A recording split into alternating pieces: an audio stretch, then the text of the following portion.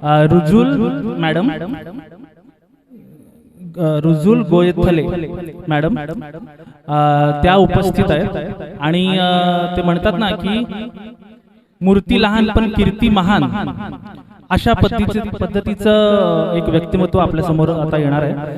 तर त्यांच्याबद्दल सांगायचं म्हणजे मॅडम तुम्हीच आता मला मदत करा.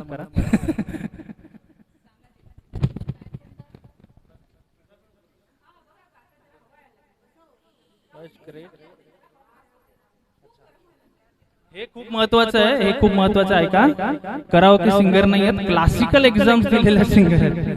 त्यामुळे आपण जरा खुर्च्या सावरून बसायला हवं गाणं ऐकताना. First grade classical exam of माध्यम प्रथम प्रवेशिका पूर्ण केल्या आहेत. प्रवेशिका प्रथम प्रारंभिक she has awarded by Lions club of Churchgate, rotary club of Thane and many institute. तर त्यांचं कौतुक करतो आणि त्यांना आम्हाला ऐकायला मिळतं हे भाग्यच आहे. गाण्याचं नाव आहे ज्योती कलश छलके. मीना कुमार यांच्यावरती चित्रित झालेलं गाणं. मी कोण आहे लावणार, कोण ऑपरेटर मॅडम. कलश छलके,